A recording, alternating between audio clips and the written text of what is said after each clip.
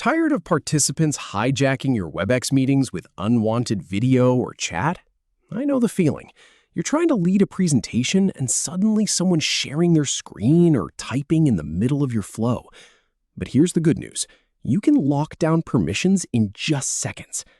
In this tutorial, I'll show you exactly where to find the meeting options panel and which toggles to flip for full control. So let's start by signing into your Webex account. Go ahead and log in like you normally would.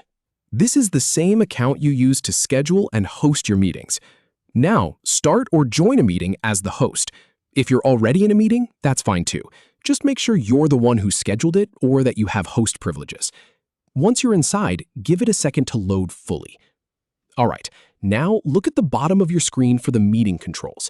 You'll see the usual buttons for mute, video, and share. But what you want is that button with 3 dots. It's labeled More Options. Click that. From the menu that pops up, choose Meeting Options. This is where the magic happens. The panel might take a moment to open, but once it does, you'll see a section labeled Allow for Everyone.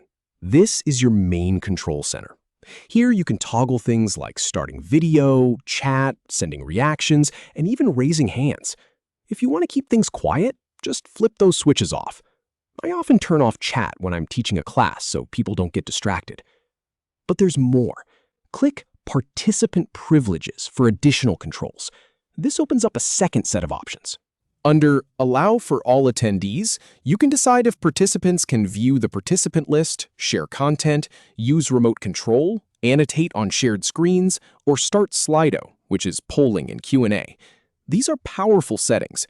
For example, if you're presenting sensitive data, you might want to disable remote control so no one accidentally takes over your screen. Once you've configured everything to your liking, close the panel. And here's the really nice part. Your changes take effect immediately. No need to restart the meeting or ask people to refresh. If you want to test it, you can ask a participant to try a restricted action. If you disabled video, they won't even see the option to turn their camera on. It's that clean. So here's a quick recap and a tip.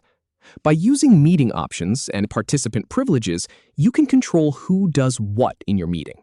Just remember, these changes only last for the current meeting. If you want them to apply again next time, you'll need to set them up each time. But once you know where to look, it takes about 30 seconds. And that's really all there is to it. Now you can host your Webex meetings with confidence, knowing exactly what your participants can and can't do. Thanks for watching, and I'll see you in the next one.